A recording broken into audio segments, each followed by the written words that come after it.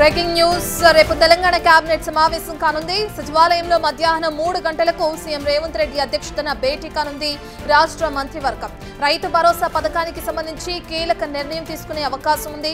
Mining నూతన పాలసీకి ఆమోదం తెలుపుతున్నట్లు తెలుస్తుంది. ఇక home roads, metro rail phase 2 టెండర్లపై కీలక నిర్ణయం తీసుకోనుంది కేబినెట్. స్థానిక సంస్థల ఎన్నికలు, రిజర్వేషన్లు, ఎన్నికల ప్రణాళికలపై సమీక్ష చేయనుంది.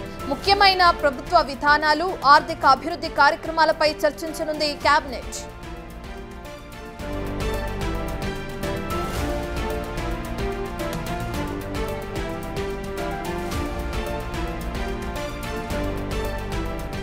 రైట్, ఇక రేపు తెలంగాణ కేబినెట్ సమావేశం కానుంది. సచివాలయంలో మధ్యాహ్నం 3 గంటలకు సీఎం రేవంత్ రెడ్డి అధ్యక్షతన భేటీ కానుంది రాష్ట్ర మంత్రివర్గం. రైతు భరోసా పథకానికి సంబంధించి కీలక నిర్ణయం తీసుకునే అవకాశం ఉంది. మైనింగ్ నూతన పాలసీకి ఆమోదం తెలుపనున్నట్లు తెలుస్తుంది. ఇక హామ్ రోడ్స్, మెట్రో రైల్వే ఫేజ్ 2 టెండర్లపై కీలక నిర్ణయం తీసుకోనుంది కేబినెట్. స్థానిక సంస్థల ఎన్నికలు, రిజర్వేషన్లు, ఎన్నికల ప్రణాళికలపై సమీక్ష చేయనుంది. ముఖ్యమైన ప్రభుత్వ విధానాలు, ఆర్థిక అభివృద్ధి కార్యక్రమాలపై చర్చించనుంది కేబినెట్.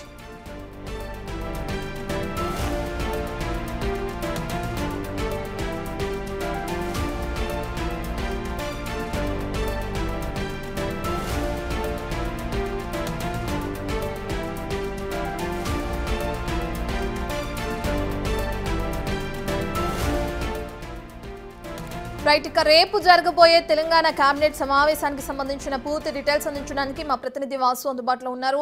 వాసు, మనం చూస్తున్నాం అనేక విషయాల గురించి కేబినెట్ లో చర్చించే అవకాశం ఉంది. ప్రధానంగా రానున్న ఎన్నికలకి సంబంధించి దానికి సంబంధించిన చర్చలు కూడా కొనసాగే అవకాశం కనపడుతున్న నేపథ్యంలో బీసీ రిజర్వేషన్లు అనుకోవచ్చు, ఎన్నికల ప్రణాళికలు అనుకోవచ్చు, ఇటువంటి నిర్ణయాలు తీసుకునే అవకాశం ఉందనుకోవచ్చు అంటారు వాసు.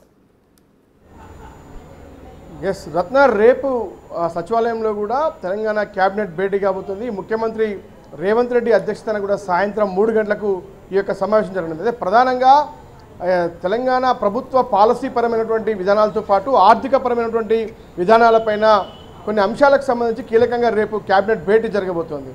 అయితే ఇప్పటి వరకు ఏదైతే స్థానిక ఎన్నికల నిర్వహణకు సంబంధించి తెలంగాణ ప్రభుత్వం పూర్తిగా సిద్ధమైన నేపథ్యంలో కూడా 42% రిజర్వేషన్ల అంశానికి సంబంధించి హైకోర్టు స్టే విధించిన నేపథ్యంలో కూడా తదుపరి కార్యాచరణ ఒకవేళ సుప్రీంకోర్టులో రేపు విచారణ ఉన్నప్పటికీ సుప్రీంకోర్టులో ఎలాంటి ఆదేశాలు వచ్చినప్పటికీ కూడా ఏ విధంగా ముందుకెళ్ళాలి, ఒక అనుకూలంగా తీర్పు వస్తే ఎలా ముందుకు వెళ్ళాలి, ఒకవేళ తెలంగాణ ప్రభుత్వానికి వ్యతిరేకంగా తీర్పు వస్తే ఎలా ముందుకు వెళ్ళాలి, బీసీ రిజర్వేషన్ల అంశానికి సంబంధించి కావచ్చు, స్థానిక ఎన్నికల నిర్వహణకు సంబంధించి కావచ్చు అనే అంశంపైన కూడా రేపు క్యాబినెట్లో ముఖ్యమంత్రి అంటే 2 రకాలుగా అంటే అనుకూలంగా తీర్పు వస్తే ఎలా ముందుకు వెళ్ళాలి, ఎందుకంటే పాత పద్ధతి 42% రిజర్వేషన్లు అమలు చేసి కూడా ఎన్నికలకు వెళ్ళే అవకాశం ఉంటుంది. ఒకవేళ తెలంగాణ హైకోర్టు ఇచ్చినటువంటి ఆర్డర్ను ఏదైతే సుప్రీంకోర్టు సమర్థిస్తే మాత్రం మళ్ళీ సమాలోచనలో పడాల్సిన పరిస్థితి ఉంది. కాబట్టి దానికి సంబంధించి పార్టీ పరంగా రిజర్వేషన్ అమలు చేస్తూ ముందుకు వెళ్ళాలా, లేదంటే ఇంకేం చేయాలి అన్న అంశంపైన కూడా రేపు క్యాబినెట్లో చర్చించబోతా ఉన్నారు ప్రధానంగా. అయితే మరో అంశానికి సంబంధించి కూడా తెలంగాణకు సంబంధించినటువంటి రైతు భరోసా అంటే 2వ విడత రైతు భరోసాకు సంబంధించినటువంటి అంశంపైన కూడా తెలంగాణ ప్రభుత్వం ఒక కీలక నిర్ణయం తీసుకోబోతున్నట్టుగా మన సమాచారం అంతా ఉంది. ఎందుకంటే రైతు భరోసా అనేది కూడా 2వ పంటకు సంబంధించిన అంశానికి సంబంధించి అంటే గతంలో ఇప్పటికే రైతు భరోసా ఒకసారి ఇచ్చినప్పటికీ మళ్ళీ తిరిగి అంటే గతంలో ఎన్నికల మేనిఫెస్టో ప్రకారం కూడా రైతు భరోసా పెంచే అంశానికి సంబంధించి కూడా క్యాబినెట్ ఒక కీలక నిర్ణయం తీసుకోబోతున్నట్టుగా మనకున్నటువంటి సమాచారం. ఇక మరో అంశం మైనింగ్ సంబంధించి మైనింగ్ నూతన పాలసీ విధానం, ఇసుక తవ్వకాల విషయంలో కావచ్చు, మైనింగ్ తవ్వకాలకు సంబంధించినటువంటి అన్ని అంశాలపైన సుదీర్ఘంగా ఇప్పటికే ముఖ్యమంత్రి రేవంత్ రెడ్డి చర్చించారు. పలుమార్లు మంత్రి వివేక్ కూడా ఈ అంశంపైన అధికారులతో సమీక్ష నిర్వహించారు. కాబట్టి రాష్ట్రంలో ఒక మైనింగ్ పాలసీ తేవాలని తెలంగాణ ప్రభుత్వం భావిస్తూ ఉంది. కాబట్టి దానికి రేపు ఆమోదం తెలిపే అవకాశం ఉంది. క్యాబినెట్లో చర్చించి ఎలా ఉండాలి పాలసీ, దానికి సంబంధించినటువంటి విధి విధానాలు ఏంటి, అక్రమాలకు తావు లేకుండా చాలా పారదర్శకంగా ఈ యొక్క మైనింగ్ పాలసీ ఉండాలని ముఖ్యమంత్రి రేవంత్ రెడ్డి గతంలోనే చెప్పినటువంటి నేపథ్యంలో కూడా దానికి సంబంధించి పాలసీ మొత్తానికి కూడా ఒక రూపకల్పన పూర్తయింది. దానికి సంబంధించి రేపు ఆమోదం తెలిపే అవకాశం కనిపిస్తోంది. ఇక మరో అంశం, తెలంగాణలో చాలా కాలంగా పెండింగ్లో ఉన్నటువంటి రోడ్స్ నిర్మాణానికి సంబంధించి కూడా రోడ్ల పొడిగింపు కావచ్చు, రోడ్ల వెడల్పుకు సంబంధించి కావచ్చు, కొత్త రోడ్ల నిర్మాణానికి సంబంధించి కూడా హ్యామ్ రోడ్స్ పద్ధతిలో కూడా రోడ్డు నిర్మించాలని కూడా ఆర్ఎన్బి శాఖ భావిస్తున్న నేపథ్యంలో కూడా ఆర్ఎన్బికి పరిధిలో ఉన్నటువంటి ఆసుపత్రుల నిర్మాణం కావచ్చు, రోడ్ల ఎక్స్టెన్షన్ కావచ్చు, వీటన్నిటికి సంబంధించి కూడా నిధుల కొరతకు సంబంధించి కావచ్చు, ఇతర అనుమతులకు సంబంధించిన వ్యవహారం పైన ఇప్పటికే హ్యామ్ రోడ్ల నిర్మాణానికి సంబంధించి కూడా కేంద్ర అనుమతులు లభించిన నేపథ్యంలో ఎలా కాంట్రాక్టర్లకు సంబంధించి ఎలా ఇవ్వాలి, ఎలా పిలవాలి, అందులో ప్రభుత్వ వాటా ఎంత, కేంద్ర ప్రభుత్వ వాటా ఎంత, బ్యాంకర్ల వాటా ఎంత అన్న అంశానికి సంబంధించి కూడా కాంట్రాక్టర్లతో పిలిచి మాట్లాడి టెండర్లు పిలిచే అంశానికి సంబంధించి కూడా క్యాబినెట్ నిర్ణయం తీసుకోబోతుంది. మరో అంశం హైదరాబాద్ నగరానికి సంబంధించి కూడా ప్రధానంగా మెట్రో పొడిగింపుకు సంబంధించి ఫేజ్ 2కు సంబంధించి కూడా ఇప్పటికే 5 క్యారిడార్లో కూడా పొడిగింపు జరపాలని కూడా తెలంగాణ ప్రభుత్వం భావిస్తుంది. వచ్చే ఎన్నికల నాటికి 2 ఏళ్లలో కూడా పూర్తిగా 3 క్యారిడార్లో కూడా మెట్రో రైల్ పొడిగింపు ప్రాజెక్టు కంప్లీట్ చేయాలని కూడా తెలంగాణ ప్రభుత్వం ఇప్పటికే ఆదేశించిన నేపథ్యంలో కూడా రేపు ఆ యొక్క క్యారిడార్ల పొడిగింపుకు సంబంధించి ఒక్కొక్క క్యారిడార్కు ఒక్కొక్క కాంట్రాక్టర్కు మాత్రమే అవకాశం ఇవ్వాలి అన్న ఇంటెన్షన్తో కూడా అంటే చెప్పండి వాసు, మీరు చెప్తున్నట్లుగానే ప్రభుత్వ విధానాలకు సంబంధించి కానీ లేదంటే ఆర్థిక అభివృద్ధి కార్యక్రమాల గురించి కానీ లేదంటే పథకాల గురించి కానీ మనం ఇప్పటికే చూస్తున్నాం, పలు నిర్ణయాలు తీసుకునే అవకాశం ఉన్నట్లు క్యాబినెట్లో. అయితే ఇప్పుడు జరగబోయే స్థానిక ఎన్నికల గురించి కానీ దాని ప్రణాళిక గురించి కానీ ఎటువంటి కార్యాచరణ రూపొందించే అవకాశం ఉందనుకోవచ్చు. గెలిపే లక్ష్యంగా కాంగ్రెస్ ఇప్పటికే ముందుకు వెళ్తున్నట్లు కూడా మనం చూస్తున్నాం. దీని గురించి ప్రస్తావించే అవకాశం ఉందా? ఒకవేళ ప్రస్తావిస్తే ఎటువంటి నిర్ణయాలు తీసుకోవచ్చు అనుకుంటారు వాసు?